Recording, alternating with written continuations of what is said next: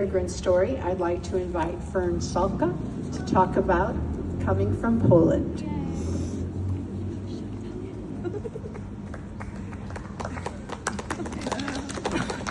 That's the chorus I sometimes sing. I'm going to talk.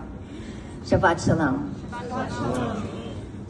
My American story is a bit harder. My family's American immigrant story, after centuries of living in Warsaw, Poland, began in August 1939. My father's mother, the smart, tough, wealthy proprietor of one of the largest shoe manufacturing and retail businesses in Poland, decided to take a vacation in New York City to see the World's Fair and visit her sister, Lily Goldberg. 1 month later, and 1 year after my parents had married, the Germans invaded Poland, and my grandmother, then aged 70, was cut off from her family, her business, her income, and her home. She went to work as a caretaker for an old man named Harry Rosenstock, and there she stayed as her family abroad struggled to survive what became the Warsaw Ghetto and then various concentration camps. All of her children and grandchildren died in one place or another, except one 14-year-old grandson who made his way through 7 concentration camps, and my parents, who initially survived by running a coffee shop in the ghetto. People still needed to eat and drink and gather.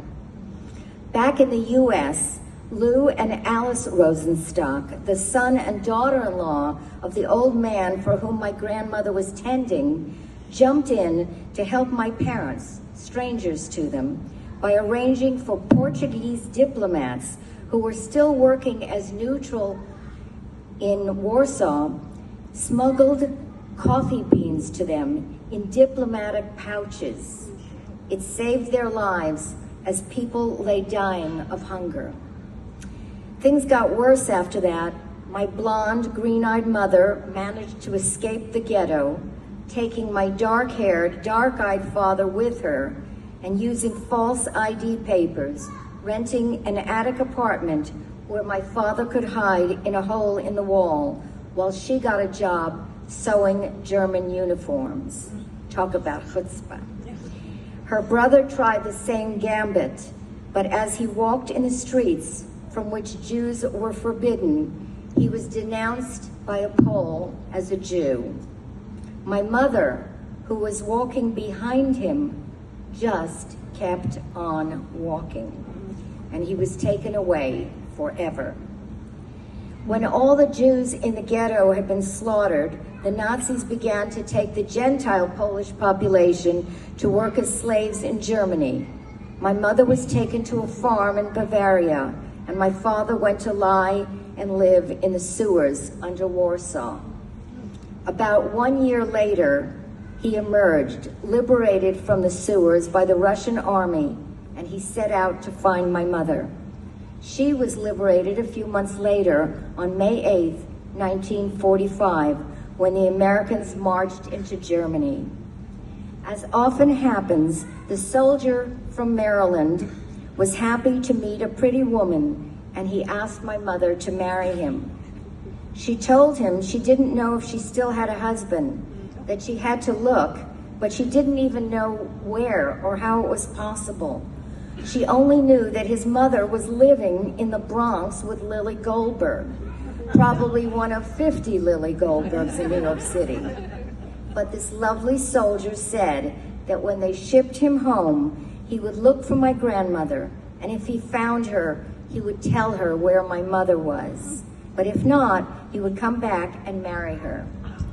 He found my grandma Sarah, and she was able to let my father, who by then had contacted his mother, and let him know where my mother was living. My father, who had by then joined the American denazification program, was taken by American soldiers to the DP camp where my mother was waiting. Then, as now, the U.S. was not letting many refugees into the country. In fact, they didn't do it until about 1953. But Lou and Harry Rosenstock petitioned the Senate to permit my parents to immigrate with a promise to financially support them should they need help.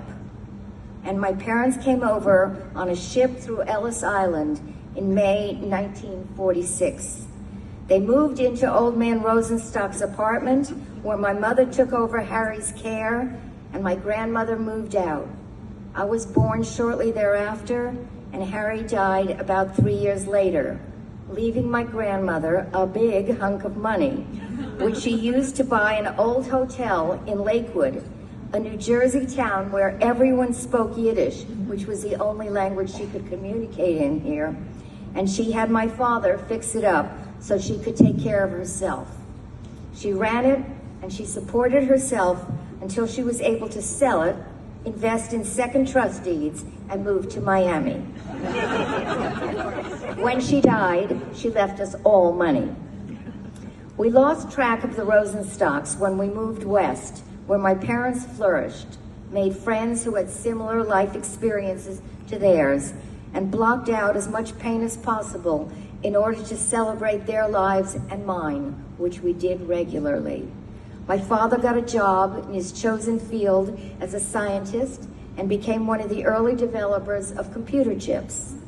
But when he had just turned 64, he died from a lingering illness he had developed in the sewers. My mother lived to be 89, mostly good years, but her later years were marred by depression and what we now know is PTSD. I, their only child, got married, became a lawyer, had children, eventually grandchildren, became a temple president, and also lived a sometimes difficult, but often very good life. About 10 years ago, I got a phone call from a new client whose name was Rosenstock, and I said, I know it's like asking if you know my friend John Smith from Chicago, but do you by any chance know Alice and Lou Rosenstock? And he said, yes, they're my parents. We spent Passover with him that year and subsequently. What can I make of the bad luck and the good luck, the evil and the goodness, the fear and the courage? Is it God's will or proof of no God?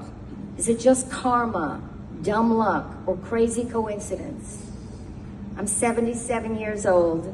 I've spent a lifetime thinking about it, and I still don't know. All I know is that if I am lucky enough to be here in America, here alive today, despite all odds against that, I've just got to keep on walking. Shabbat Shalom.